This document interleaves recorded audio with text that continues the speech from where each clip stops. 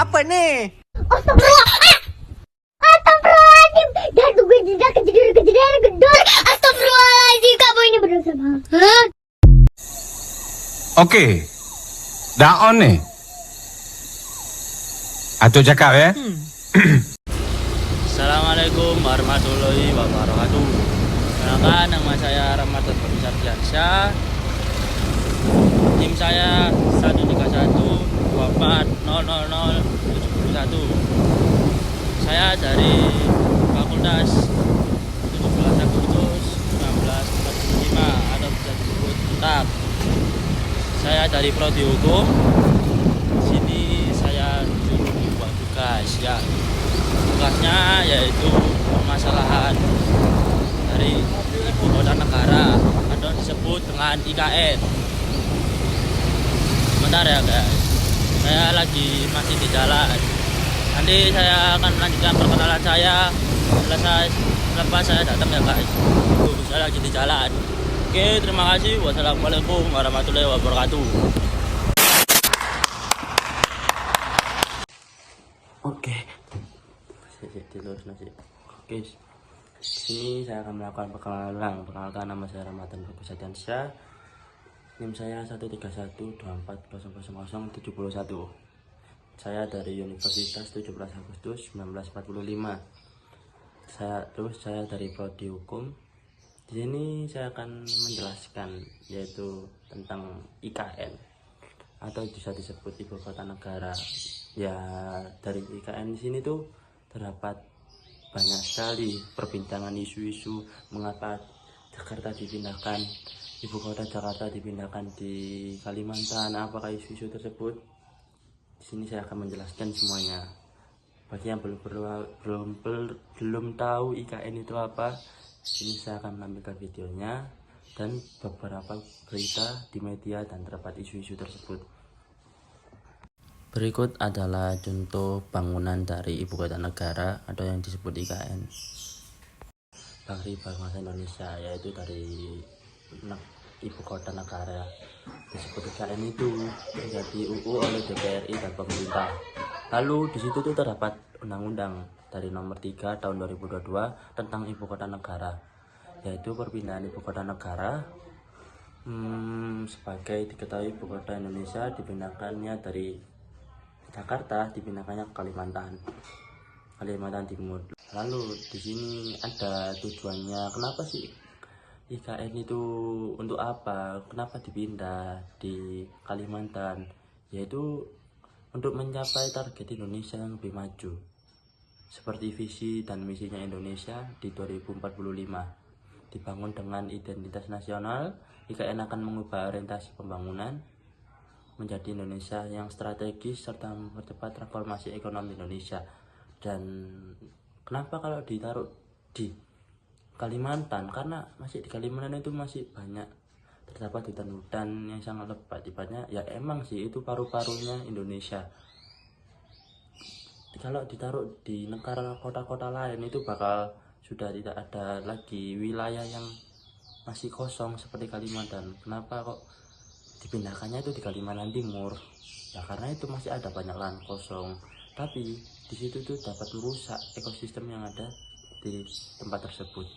Ya, selanjutnya kita lihat bersama begitu ya, ini adalah anggaran IKN yang dimasukkan dari APBN di tahun 2022, di mana kalau kita lihat untuk membangun infrastruktur dasarnya begitu ya di tahun 2022 ini dianggarkan dana sebesar 510 miliar rupiah. Namun 510 miliar ini nggak ada apa-apanya dibandingkan dana yang dibutuhkan untuk membangun sebuah ibu kota baru atau memindahkan ibu kota Indonesia dari awalnya dari Jakarta menjadi Kalimantan Timur, di mana begitu ya biaya pembangunan untuk IKN ini ada di kisaran 466 triliun rupiah hingga 486 triliun rupiah begitu ya, angka yang sangat besar sekali yakni di atas 400-an triliun rupiah. Nah, dananya dari mana? Ini pastinya juga menjadi pertanyaan kita semua begitu ya. Disebutkan oleh pemerintah bahwa 19,4% dari dana 466 hingga 486 triliun ini akan berasal dari APBN kita. Di mana kalau kita lihat 19,4% ini ada di kisaran 90,3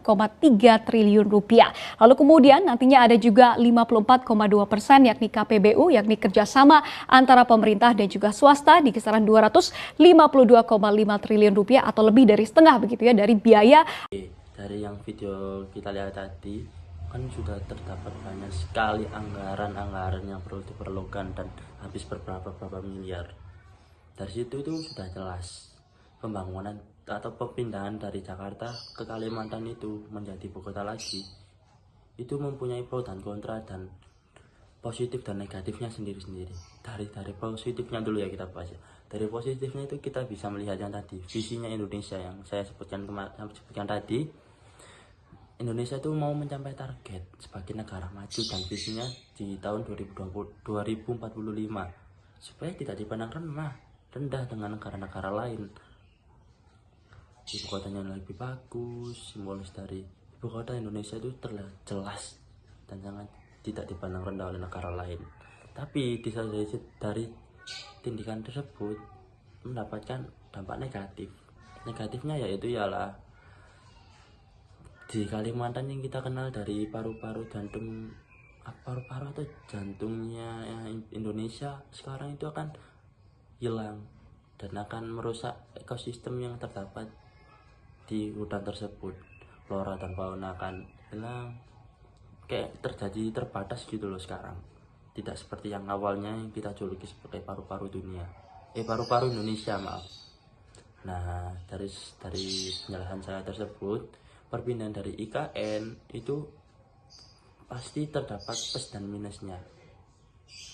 Dari situ kita harus memahami dan kita tidak harus kayak mengolok-ngolokkan lagi dengan pembangunan IKN yang seperti isu-isu yang ramai sekarang itu, berpodok dari Garuda yang terbentang itu, harus ada yang bilang dari gagah kayak desainernya gimana itu udah nggak perlu. Yang kita lakukan dari rakyat Indonesia sekarang ini itu kita harus bahasanya itu kayak kita harus mengikuti alur apa yang dilakukan dari pemerintah pejabat Indonesia. Pasti kan tidak buruk kan untuk melakukan perpindahan dari IKN tersebut. Siapa sih pembuat dari desain IKN tersebut? Ya bisa kita tahu yang membuat adalah Nyoman Nuarta. Nanti saya akan jelaskan siapa sih sosok Nyoman Nuarta ini siapa di video berikutnya ya. Desain yang kini disebut mirip seperti kelelawar itu adalah desain burung Garuda yang sedang mengepakkan sayap. Desain burung Garuda itu adalah karya dari Nyoman Nuarta. Menurut Nyoman, burung Garuda menjadi desain karena kaitannya yang sangat erat dengan Indonesia dengan berbagai perbedaan, segala silang pandang, serta keragaman adat istiadat dan perilaku serta perbedaan kepercayaan dan agama. Garuda merupakan simbol persatuan, apalagi Garuda juga menjadi bagian dari lambang negara Bhinneka Tunggal Ika.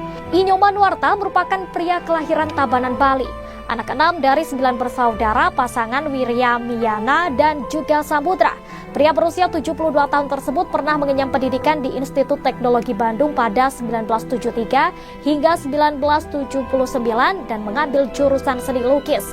Setelah 1 tahun, Nyoman memilih untuk pindah jurusan ke seni patung karena dianggap unik dan pengerjaannya menarik. Arsitek sekaligus pematung ini merupakan salah satu pelopor gerakan seni rupa baru pada 1976. Sekian dari penjelasan saya tentang IKN atau Ibu Kota Negara. Terima kasih. Wassalamualaikum warahmatullahi wabarakatuh.